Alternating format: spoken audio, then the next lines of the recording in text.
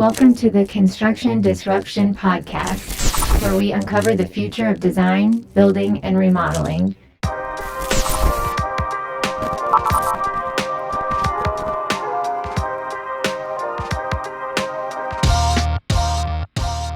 Yo, this is your boy Ethan, and welcome to the next episode of Construction Disruption. Okay, just kidding. This is Todd Miller of Isaiah Industries, and glad to have you all here today. And my co-host today is Ryan Bell.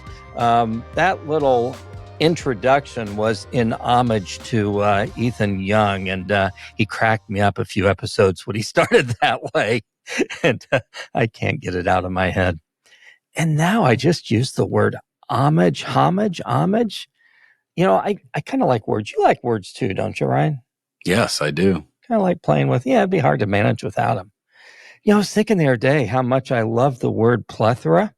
It really means a lot to me. Yeah. Me too. I'm right there with you. How you doing today, Ryan? I'm doing well. How are you, Todd? Doing well also.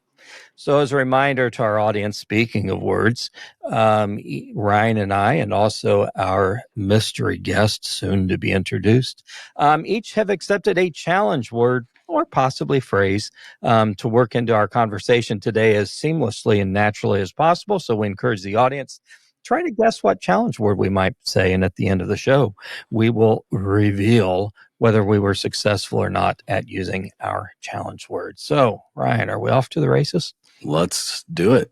Very good. Well, several episodes. I we're almost at the end of 2 years of the show now. And actually, just to include our audience too, we are going to take a little hiatus sometime in early 2024. We'll still be promoting past shows, but we're going to take a little bit of time off because we're going to be over 100 episodes. Most people do podcast seasons of like 20 or 30 episodes. Yes, our season 1 has been 100 plus episodes. So anyway, we're going to do a little hiatus. Won't be gone for long though, and we'll be back, and we'll have lots of good stuff from the archives we'll be promoting during the time that we are not making new shows. But quite a while ago, I think it was pretty early on in the show, a term came up in one of our shows that was new to us, or at least certainly new to me, and that was this term, mass timber construction. So we had a guest that kept talking about mass timber, and I had to Google it, find out what it was. And what I found out after I started checking it out was that, it's not only fascinating, but really beautiful construction. So in order to discuss mass timber and other aspects of forestry and construction, our spotlighted guest today is Arnie Didier, founder and chief operating officer of the Forest Business Network. Arnie, I'm going to give a little more introduction on you, but did I pronounce your last name right? Is it Didier? It actually is Didier, but that's close Didier. enough for me. That was close. Okay. It. Well, we've got Arnie Didier with us here today, and he is based in Missoula, Montana, and he is the chief operating officer of the Forest Business Network. Now, the Forest Business Network is focused on forest products and mass timber construction industries. They own and produce the International Mass Timber Conference, the International Mass Timber Report, and they produce a weekly newsletter that reaches over 10,000 subscribers around the world. With a career spanning over 35 years, Arnie has extensive experience in finance, management, and marketing for some of the largest forest products companies in the United States. With considerable experience in supply chain management for the forest industry, Arnie also holds a BS degree in forest products management from Southern Illinois University. Arnie, welcome to Construction Disruption. What a pleasure to have you on the show today. Well, thanks for having me, Todd. Nice to see you, Ryan. Glad to be here. Well, I'm looking forward to some good conversation and learning more about mass timber because I am pretty fascinated by it ever since I started Googling pictures of it. So let's kind of start. Have you tell a little bit about yourself. What path has your career taken you down that caused you to found the Forest Business Network? Yeah, I'll give you a little fill in. So my original interest. I grew up on a farm in Illinois, northern Illinois, still there today, Didier Farms. I went to college for forest science, forest management, and I got a wood science background. And then in addition to that, I picked up a degree in communication. But so I always wanted to kind of be in that space. It's made sense to me, even though, you don't think of forests in Illinois, but a lot of lumber products. So what ended up happening is I had an opportunity when I got out of college to go to work for Georgia Pacific. Most people know the name Georgia Pacific Distribution, and then they also had multiple sawmills and different products like that, which ended up becoming a new company called Blue Links, and kind of in between that. But I spent the first part of my career, the first 20 years, in the distribution space, and I specialized in lumber. So I sold lumber and panels and plywood, OSB. It's interesting to see the evolution just in my career. I mean, OSB didn't exist. If you think about oriented strand board, I bought the first carloads into Chicago in 1987. And then we went from buying 2 or 3 carloads a month to 150 to 300 carloads a month. So it changed dramatically, replaced a lot of the regular plywood products in the end. And then along came engineered lumber. You think of truss joists and eye joists and things like that. And in 1989, I was asked to start the engineered lumber products division for Georgia Pacific. We bought a small eye joist manufacturing company out of Ocala, Florida, and then kind of went from there. We actually started importing carloads of LVL, laminated veneer lumber. And so I had my start in that, and then took a total departure out of the building products material companies, and went and moved to Missoula, Montana, and went to work for a nonprofit. Kind of a strange move in a sense, but it was a beautiful move to me. It was around protecting habitat, wildlife, and it's called the Rocky Mountain Elk Foundation. But it married a lot of my passions around being outside. And then that developed a lot around forest health. Being a forester, I kind of understood that side of it. So long story short, we went to that. And then about 15 years ago, I met probably one of the most recognizable people in the forest industry, who's my business partner, Craig Rawlings. Craig Rawlings is a fabulous person. He's been a mentor to hundreds and hundreds of people. His family has built most of the sawmills, the guts of the sawmills across the United States, and still does.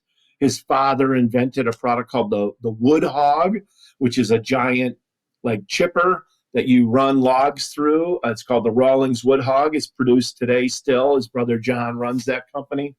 But I was fortunate, and this is where the story of mass timber gets a little strange, but there was a guy that spoke at my Rotary Club.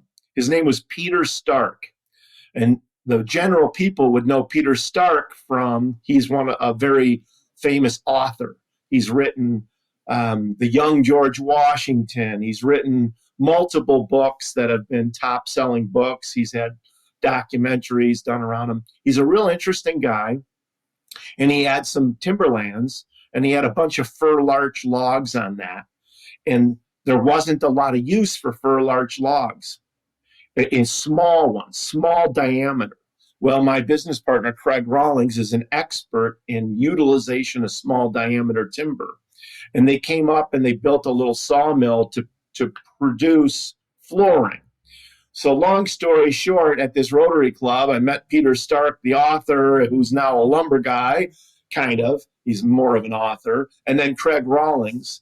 And we hit it off, and we joined forces, and I came to him through a conference that he had hosted called the Small Log Conference. And something that a lot of people don't realize is the advent of being able to use small diameter timber for dimension lumber, for plywood, for OSB and other products is a newer thing. It's not that old. And they've developed a lot of incredible techniques to utilize small diameter timber. And why is that important? Because we have a very much overabundance of small diameter timber. We have more timber in the United States today than we did in 1900. Hard to believe when you think about all the things going on. But a lot of it's small. And then you hear the catastrophic fires. Unfortunately, recently, we've seen some incredibly catastrophic fires in areas that nobody would have ever thought of, whether it's in Hawaii, as an example, which is a little different style of fire, or Paradise in California, dramatic. If you're in the West, you understand a lot more of it when you get covered up in smoke. But even this year, if you think about it, Chicago, New York, covered up in smoke. Who would have ever thought, right? So there's certainly a need for that. What does this all mean for mass timber? Mass timber is just really a term that describes a variety of engineered lumber products. It's not new. Think of glulam beams in churches and cathedrals around the world, hundreds of years, right? And then, it kind of groups it to big timbers and then engineered lumber. But the newest kind of product that's hit the mainstream in the US is CLT, cross-laminated timber. And that's kind of the sexy term out there. Everybody thinks of mass timber, they think of cross-laminated timber. And interestingly enough, mass timber utilizes maybe 1% to 2% at the most of the fiber used, but it gets all the press across the country because it's got a newness to it, and it does create some really interesting buildings. So that's kind of the start of it, but it's an evolution. And we started the company about 15 years ago called Forest Business Network. And then we hosted the first Mass Timber Conference, the International Mass Timber Conference in Portland in 2016. So that's kind of where it went to.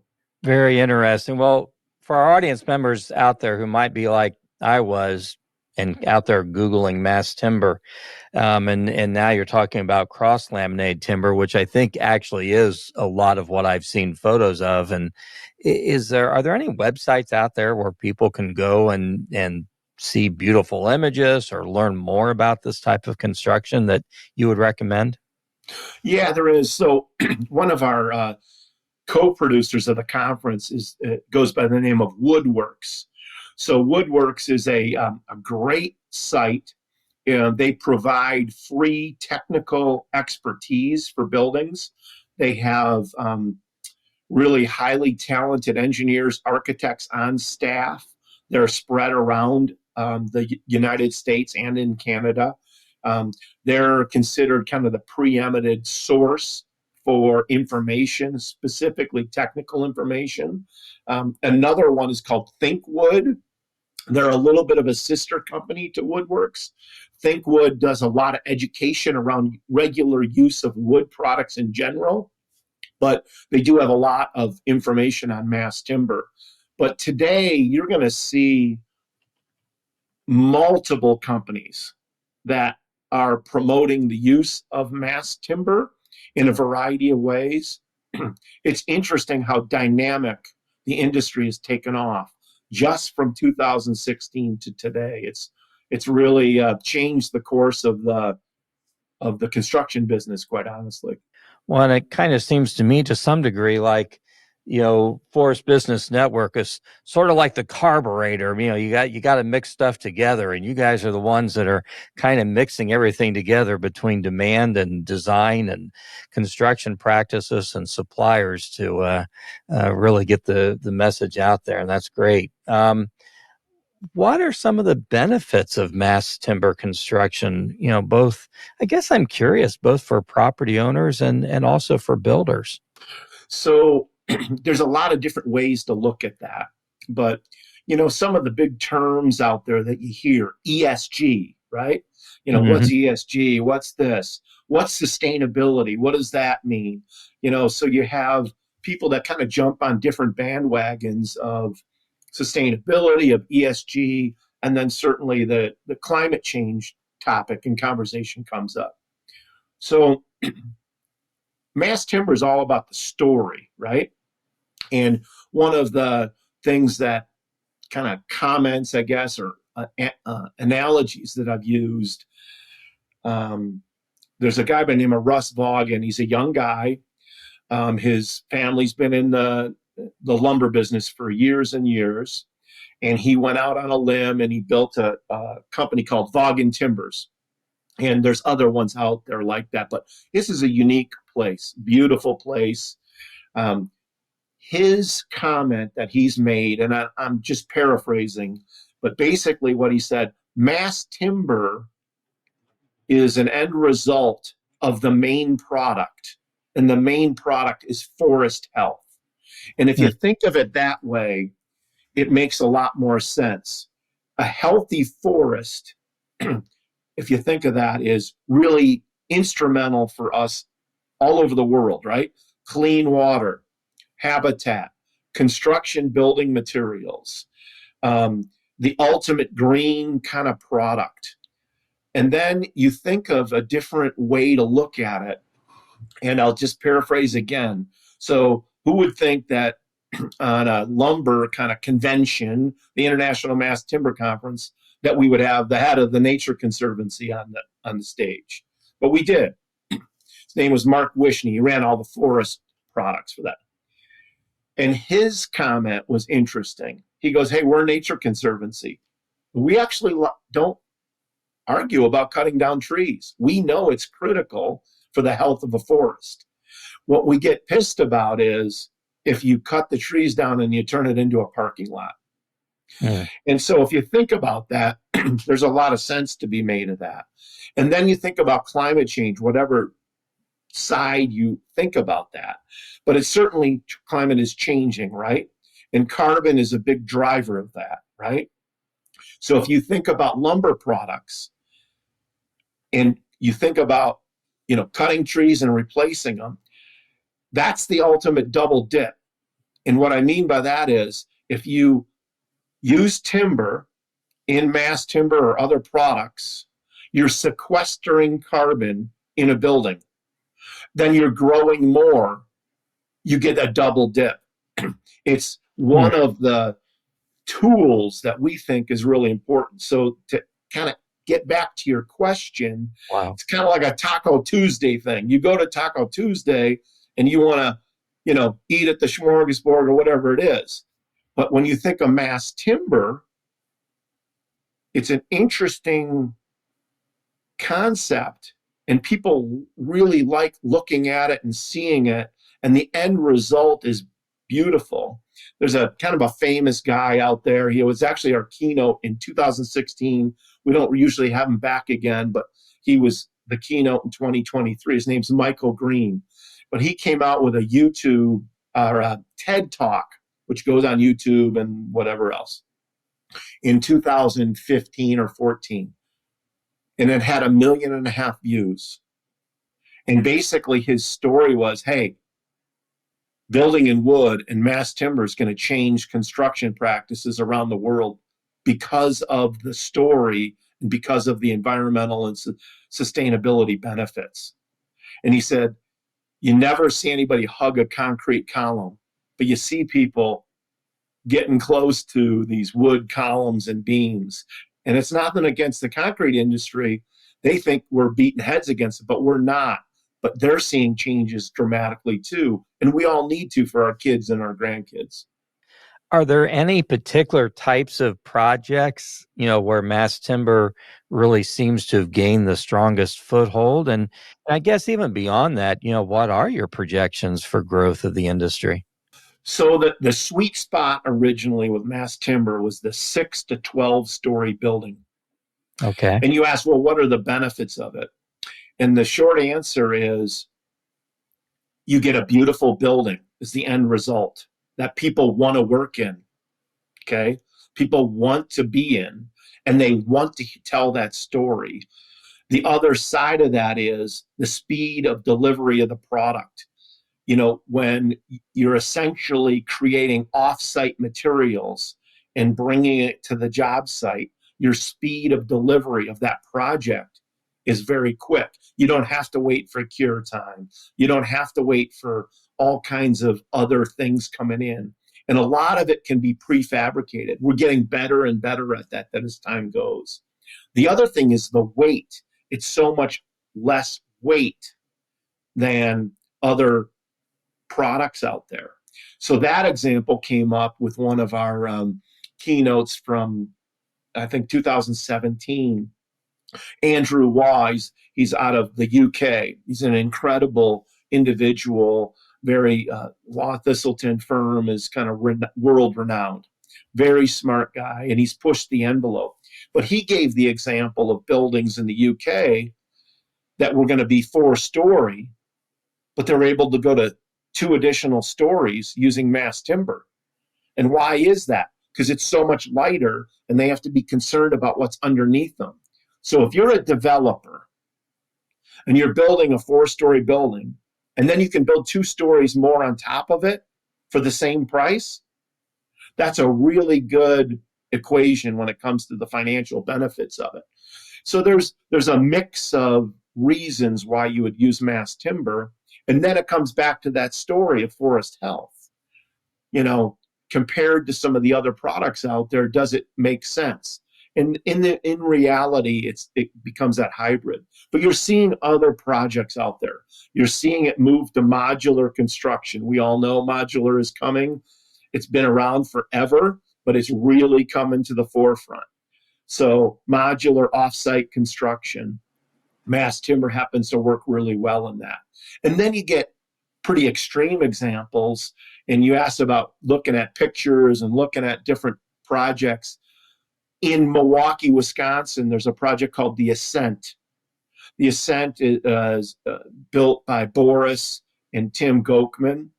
We've met them in 2017, and they had this idea to build a 25-story wood skyscraper. We thought they were full of shit, but they were real ballsy. They met with the right people, and they made it happen. And it's getting a tremendous amount of publicity because it's a beautiful, extraordinary building that has a great story. 25 stories tall in Milwaukee, Wisconsin, made out of CLT and other mass timber. Wow. Is that an office building, I assume, or mixed use? It's a mixed use building. Yeah. Interesting. And it's pretty much completely getting sold out because it's so attractive. The story is so powerful and the building is so beautiful. But I can't, that Tim Gochman is an incredibly visionary person. It took a lot to get that done. And now there's all kinds of them coming behind it. But that, for a while, and I think it might still be, is one of the tallest wood buildings in the world. I'm going to check that out. As you talk there, though, I got to thinking, it sounds like this sort of construction would be good in terms of seismic stability also. Am I correct there? Or is there any information there pertaining to that? Yeah, I'm no engineer or, that kind of a deal, but we have had multiple presentations around the seismic capabilities. Yeah. They just did this enormous test, like a giant shake table, and then they do fire comes up a lot. Mm-hmm. I mentioned it earlier, but Woodworks has a lot of information on their site about those specifically. I would encourage any of the viewers, get on that site and you can find case studies about seismic, about fire, about kind of the technical capabilities of it. And you got to understand, it's relatively in its infancy in the US and North America. But, mass timber has been regularly used in Europe for, 40 years. Is this a type of construction that all architects are trained and familiar with how to design? Or if someone wants to do something in mass timber, should they really seek out a specialist, both in terms of design and construction? It's a good question. And I'll just kind of paraphrase from other people that I've talked to that are, into that space. But to give you a real example, in 2016, when we hosted our first conference in Portland, we were hoping to get, our small log conference would get 150, 200, 250 people from a pretty tight industry. And we were hoping that when we shifted from Coeur d'Alene, Idaho to Portland, we were hoping for 200 people. And then it kept going. And we knew we were onto something that people were interested in. And we had just over 500 people at that first conference. The first conference was basically a Mass Timber 101. This is what CLT is. This is what a glulam is. This is what fasteners look like. And we had maybe 30 projects to choose from to talk about, real projects. Going into 2024, we've got 2,000. So it's extraordinary where that's come from. But, you hear names. Susan Jones is a incredibly skilled architect. She's based out of Seattle, Atler Jones. She built her own home out of mass timber. That's one project, but she's been involved in multiple projects. They're just finishing a 6-story project in Seattle that the story goes incredibly economical to build, extraordinary looks and feels to it. But what Susan would tell you is in 2016, she was kind of preaching to people all the time, and they weren't quite getting it, right? What's mass timber? We're trained in other products. We don't use timber anymore. We don't use this. That has dynamically changed very quickly from 2016 to 2014. We still have to talk the basics, right? But it's in the codes now. So there was a contention, that's always a big hurdle to get it properly in the codes, to get acceptance. People think of wood, it's going to burn down.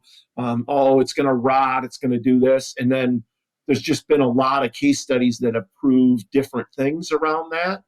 But the short answer, Todd, to that is many architects aren't familiar with it and they search out information.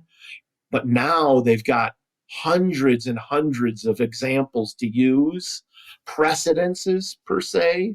They got a 25-story in downtown Milwaukee. They've got the T3 buildings, which the Heinz company has built all around the country, Atlanta, Denver, boom, on down the line.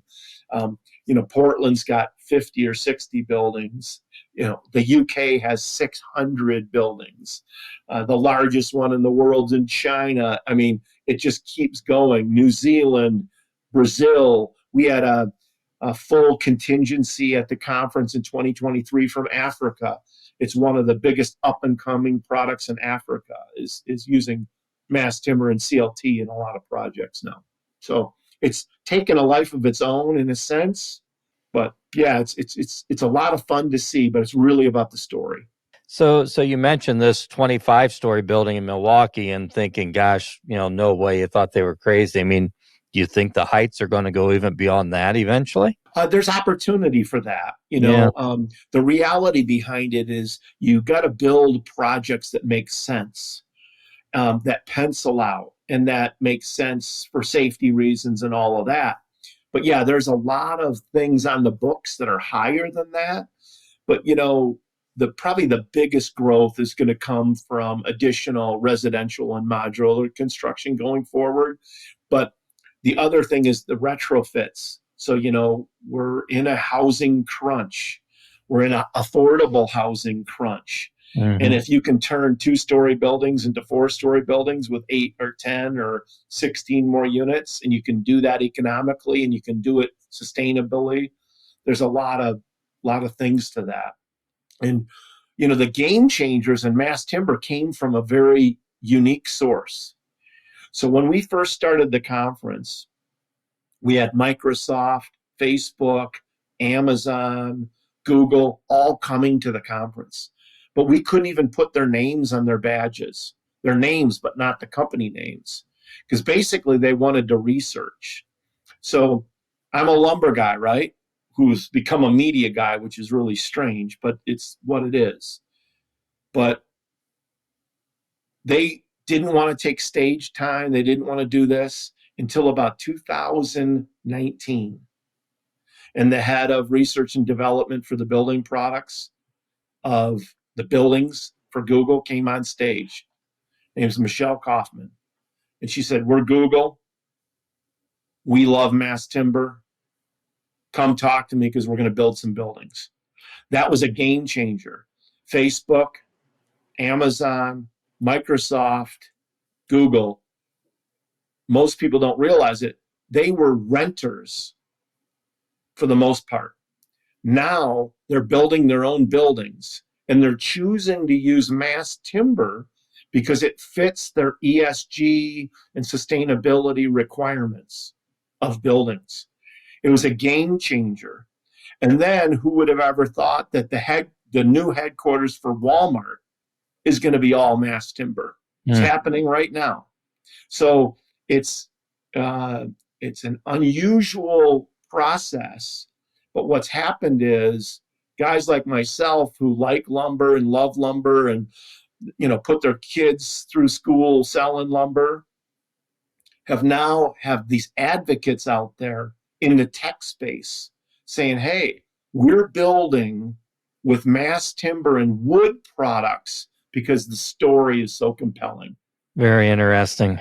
Well, you had mentioned the use of it in retrofit and remodeling and, being able to allow you to do things. It reminded me a few years ago, my wife and I did an addition to our home, and the builder said, well, to open up this wall, I'm going to have to put a glulam beam in here. And I'm a metal guy. I didn't know what this meant.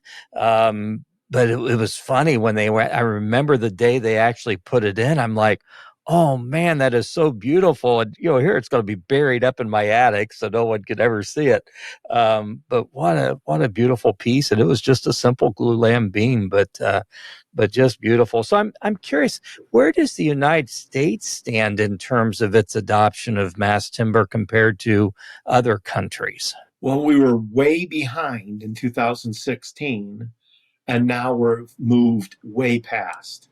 So, not that we're past them in a sense of acceptance and everything else that goes with that, but it's in the codes all the way through 2021, then into 2024, and that was a major deal to get it accepted into the codes, 18 stories and above, and for lots of things. You mentioned seismic and fire and different things like that to meet those criteria. But when you look at the projections, so you hear it's really about, can you produce enough product to fit the demand? And that's a balancing act. And the short answer is we were very short of products to do this increase in projects. That's coming on stream. When you look at the development of new companies in the space, it's pretty dramatic. One thing you asked about sources, one of the sources we produce, this is called the International Mass Timber Report. And you can actually go online. This is a report that we produce. We started it in 2019. You can actually order hard copies if you wanted to, or you can go online now. It's just the masstimberreport.com. And in that report, it's all about, it shows you the production capabilities. It shows you project case studies. It shows you where the projects are produced. It talks a lot about forest health and why that's important as part of the whole process. But when you look at some of the data is very compelling, from going from basically nothing to $1 billion to up. It's pretty extraordinary when you see the growth, the real growth. And then as the wood buckets change, right, around the world, southern yellow pine has now become a really sought after species for cross-laminated timber glulams. And a lot of people didn't think that was going to happen. And glulams have been around a long time, but they've really worked the CLT process and it's working fabulously. So, it's a big part of it. Well, tell us about the Mass Timber Conference that you produce. What goes on there? I think there's one coming up in early 2024. Tell us a little bit about how someone could learn or even register to attend. Yeah. So it'll be March 26th through 28th in 2024. It's hosted in Portland, Oregon. People go, oh, why Portland? Well, I'll give another kind of example. We had the head of Romberg Holdings and Cree Buildings as one of the keynotes a couple of years back. His name's Hubert Romberg, biggest company in Europe. And he called Portland the intellectual capital of mass timber of the world now. And here's why he said that. So Portland has the political will and the backing of forest products. That's a big start, right?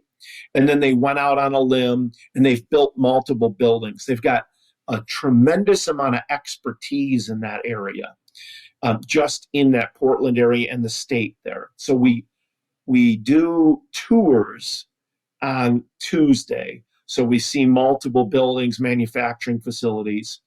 And then it's a networking event, but it's an education event first. So we'll have multiple panels on Wednesday and Thursday. To give an example, in 2016, we had 500 people. And we're a very unique conference. Most conferences are going downhill and trade shows and are going down. It just is what it is. Ours is growing exponentially. We've grown every year, even through COVID. We grew. So it's gone from 500. This year we had just over 3,000 attendees from 39 countries. Presentations from people all over the world.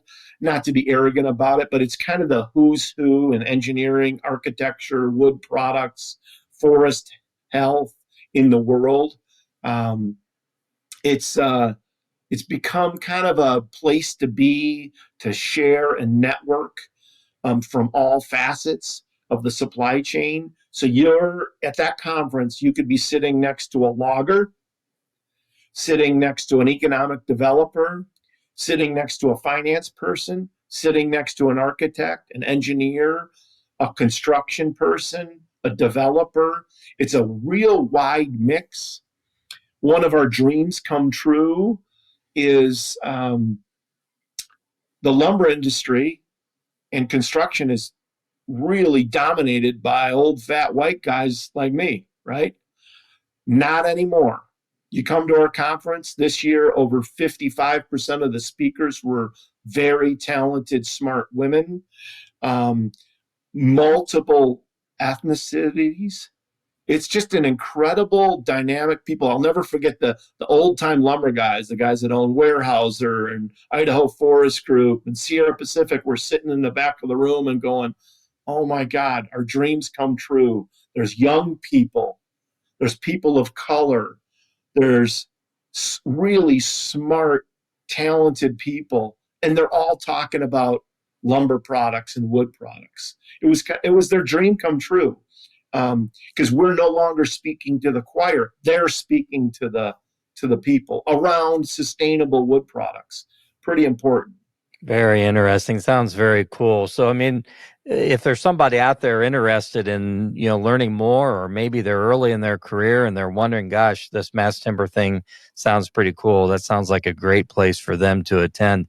Any other advice for someone out there, new in their career in construction who may be interested in mass timber? Yeah. I mean, you mentioned it earlier about, maybe somebody doesn't know about it. So we incorporate that. The first day we have tour options, but we also have I'll use the term Mass Timber 101, a basic course, and then that leads you to it. We had over 300 people attend that this year. We're going to do that again, and then we're going to have an advanced course, but then you can embrace yourself. That's one way in the conference. But the reality, if I was a young person, the trades are the place to be. I mean, look at the wages of the trades now. It's different, but they also have changed dramatically. It's always been really smart people in the construction industry. Now it's Everything's around computer aided design, BIM processing, all of those kind of things. But also, we're in the change world right now. The change world is you're going to see homes that are pre-manufactured coming on stream, because the reality is you can build a house in 4 weeks instead of a year. And the labor issues out there are not changing, but the construction industry is. Mass timber is a part of that. Other products, metals, roofing, metal products along with that. That combination, that hybrid build is what's really going to change the dynamics of the construction industry. The mass timber industry has a really good story to tell, and people are gravitating towards that. And you have companies that are designing divisions around mass timber. You hear of Swinnerton Construction, started Timber Labs, very big. Turner Construction, big company, Hines Real Estate Development, so the big companies are in the space as well as the small companies. But it's a changing dynamic in the construction industry. And part of that, to sell it when you're building, is to be able to tell the story of sustainability. Wood products tells that story really well. Well, you've certainly given me a lot of desire to go out and learn more. This is fascinating. So, kind of switching gears a little bit, you may be the first guest we've ever had on the show from Montana. Can you give us kind of an oversight of what's happening with construction in Montana right now? Yeah, Montana is no different than a lot of places around the country now, but COVID changed us dramatically. So we're underbuilt. We have issues with affordable housing. The dynamics of pricing have changed dramatically. And the short answer, I'll give an example. Friend's living in San Francisco. His rent's $8,000 a month. He can do his job in Stevensville, Montana. His house payment is $2,000 a month, and he gets the same pay because he can do the same job. So the virtual workforce is changing the dynamics of where you can live. And Montana's not immune to it. You mentioned one of your folks living in Bozeman. Bozeman's home prices have gone from $200,000 average price to $700,000 in 5 years. It's not unlike other people. It's a dilemma. The numbers don't add up right. Because when you think of affordable housing, it's no longer affordable housing. The only way is subsidized housing, right? Not to get on a tangent. But when your home price average is $700,000 and your average wage is $60,000, that means that you have to triple your average wage just to afford the average home. Mm-hmm. It's no longer affordable housing. It has to be something different than that. So you're going to see dynamics that change. But construction in Montana is robust in the cities. And when I say cities, we're small. Missoula County's 120,000. Now that's doubled in 5 years, but it's 120,000. It's small relatively, but the pricing has gone up. The land use is changing. But the reality is the urban environments are what's going to change the course of the United States. Everybody has the lingering of the pandemic, but the reality is it's got to go up, and your housing's going to look different. This analogy of the 20-minute neighborhood is becoming a reality. And if you don't know what that is, the 20-minute neighborhood is within 20 minutes, you can walk to anything you need. Doctors, grocery stores, restaurants, all of those things. And the next generations, that's what they want. And that's a changing dynamic. Mass timber can play a role in that because it's really efficient in building 3, 5, 7-story buildings that create, part of that 20-minute neighborhood. But in Montana itself, it's changing. It doesn't, hurt that we had this series called Yellowstone, which I haven't even seen an episode, but everybody looks at it and it's beautiful. I've heard somebody told me once, The dream is, and this was my wife and I's dream, thanks by God's grace, we had it happen. Don't you want to live where you want to go on vacation? It's like when you go eat at Taco Tuesday, hey, you get tacos that day. But the other side of that is, if you're living where you want to vacation, if you can make that happen and make a living, the new world is changing that. I can sit here in Missoula, Montana, but I was just sitting in Spain 2 months ago. I'm going to be sitting in New Zealand. I'm going to, and nobody knows where you're at, right? So the reality is really interesting how that's changing. So it's, to answer your question, it's changing construction practices very quickly. But we're out of whack. Pricing is out of whack compared to what people can afford. Well, this has been so informative. We really are close. We need to kind of wrap up what we call the business end of things. Is there anything we haven't covered yet today that you'd like to squeeze in here, Arnie? No, I just, have an open mind for all of it. I get excited about it. It's a fun topic for me. It doesn't get old. So, and I appreciate you guys bringing me on, touch a few different people. If it touches a couple of people, that's a great thing. Well, this has been great. No, great episode. So before we do close out, I have to ask you if you're willing to participate in something we call our rapid fire questions. So rapid fire consists of 7 questions we will ask you. Some may be serious, some are more silly. All you have to do is give an answer to each one if you can.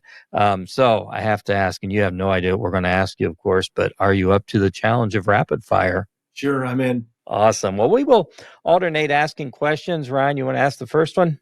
I would love to. Question number 1. Have you purchased a product or service recently that was kind of a real disruptor or game changer for you? Something that, was kind of like, wow, where has this been all my life? Yes. It's around the GPSs on the smartphones.